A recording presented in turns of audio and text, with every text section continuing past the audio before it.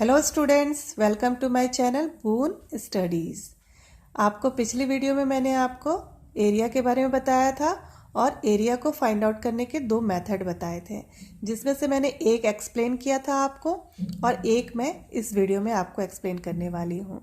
ठीक है, तो एरिया निकालने के लिए हमारे पास दो मेथड है। पहला मेथड है by dividing a region into unit square and that thereafter counting the unit squares. ठीक है, तो इसे हमने ग्राफ पेपर में करके आपको बताया था कि कैसे हम स्क्वायर्स को काउंट करते हैं। पहले हम एक फिगर को स्क्वायर में डिवाइड करते हैं, फिर उसके बाद हम उसे उस स्क्वायर्स को हम काउंट करते हैं।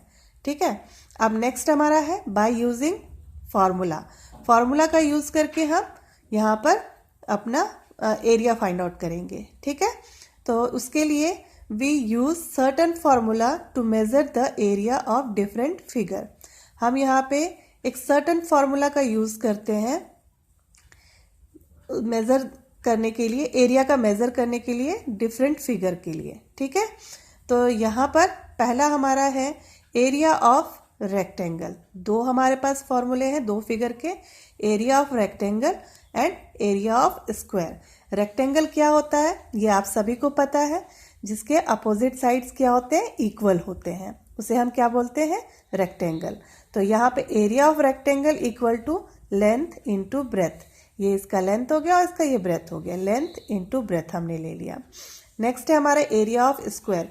एरिया ऑफ स्क्वायर, स्क्वायर क्या होते हैं, जिसके चारों साइड्स इक्वल होते हैं। ओके, तो यहाँ पर हमने length of side into length of side, area of square equal to length of side into length of side. इसे हम शॉर्टकट में साइड स्क्वायर भी लिख सकते हैं। ठीक है, लेकिन आप इस तरह से लिखिएगा ताकि आपको एक्सप्लेन करने में इजी होगा। ओके, अब हम आपका इन दोनों फार्मूला का यूज़ आपके एक्सरसाइज के प्रॉब्लम को सॉल्व करके बताएंगे कैसे किए जाते हैं। ठीक है, और उसके लिए फर्स्ट आपका क्वेश्चन है, यहाँ पे आपके बुक में दिया हुआ है। फर्स्ट क्वेश्चन आपका दिया हुआ है कि complete the following table in respect of a rectangle. यहाँ पे एक रेक्टेंगल का लेंथ और ब्रेथ आपको दिया गया हुआ है। ठीक है, और उससे आपको ये टेबल को कंप्लीट करना है जहाँ जहाँ पे खाली है। तो आपको पता है रेक्टेंगल का फॉर्मूला क्या है, लेंथ इनटू ब्रेथ। तो यहाँ पे हमें लेंथ दिया है और ब्रेथ दिया हुआ है, तो हमें क्या निकालना है, एरिया।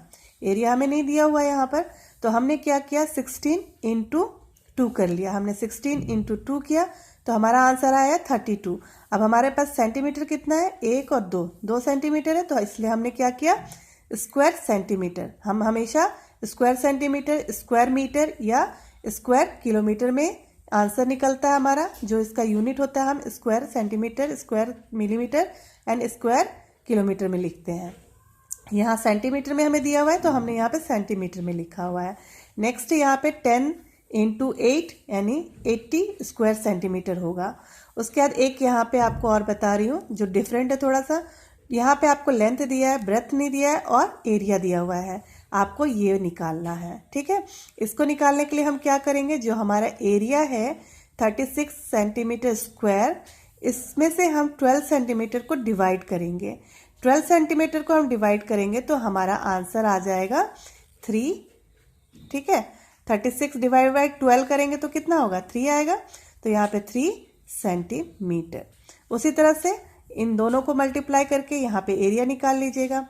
इसमें से 32 में से 6.4 को आप डिवाइड करिएगा तो आपका ब्रेथ निकल जाएगा। और यहाँ पे लेंथ निकालने के लिए सेम प्रोसेस करना है आपको, 36 से 4 को आप डिवाइड करेंगे तो यहाँ पे आपका आंसर निकल जाएगा। ठीक है, लेकिन जो लेंथ और ब्रेथ का आंसर होगा वो आपका सेंटीमीटर में होगा और जो एरिया आएगा वो हमेशा स्क्वायर में आता है, इसलिए यहाँ पे स्क्वायर सेंटीमीटर में आएगा।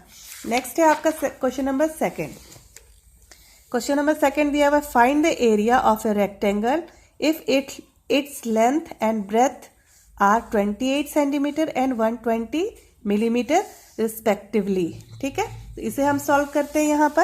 यहाँ पे हम सॉल्व करके बता रहे हैं, हमारा लेंथ दिया हुआ है 28 सेंटीमीटर, ब्रेथ हमें दिया है 120 मिलीमीटर। अब दोनों की यूनिट सेम नहीं है, इसलिए हमें यहाँ पे थोड़ा सा प्रॉब्लम हो सकता है इसको सॉल्व करने के लिए। तो हम देख सकते हैं किसको हम सेम कर सकते हैं, मिलीमीटर को सेंटीमीटर में कन्वर्ट कर सकते हैं और सेंटीमीटर को मिलीमीटर में हम कन्वर्ट कर सकते हैं। लेकिन हम क्या करते हैं यहाँ पर सेंटीमीटर को सेंटीमीटर को मिलीमीटर में कन्वर्ट कर लेते हैं, छोटे यूनिट पे करना इजी होता है। तो हमने क्या किया, 28 सेंटीमीटर को हमने मिलीमीटर में कन्वर्ट करना है, उसके लिए हमने 28 को 10 से मल्टीप्लाई कर दिया। तो हमारा आंसर आ गया 28 सेंटीमीटर इक्वल टू 280 मिलीमीटर, दोनों बराबर है। अब चलें हम अपना यहाँ पर फॉर्मूला लगाएंगे। एरिया ऑफ रेक्टेंगल क्या है हमारा फॉर्मूला, लेंथ इंटू ब्रेथ। ठीक है, तो लेंथ इंटू ब्रेथ 280 मिलीमीटर हमने लिख लिया। यहाँ पर लेंथ हमारा 28 को हमने कन्वर्ट किया, 280 मिलीमीटर लिख लिया। अब यहाँ पे 180 मिलीमीटर ये लिख लिया। दोनों को हमने क्या किया, मल्टीप्लाई किया। मल्टीप्लाई करेंगे तो 33,600 मिलीमीटर स्क्वायर आंसर आया। अब इसे हम सेंटीमीटर में कन्वर्ट कर लेते हैं। तो हमने क्या किया, 100 से इसे डिवाइड कर दिया। तो हमारा ये जीरो ये जीरो कट गया, दो जीरो कट गए, तो हमारे पास बच गया 336 सेंटीमीटर स्क्वायर। तो हम ये सेंटीमीटर स्क्वायर इस तरह से भी लिख सकते हैं और स्क्वायर सेंटीमीटर ऐसे भी लिख सकते हैं। तो ये हमारा आंसर हो गया सेकंड का। अब हम करने वाले हैं question number third. Question number third आपका दिया हुआ है, the side of square is 70 centimetre, find its area.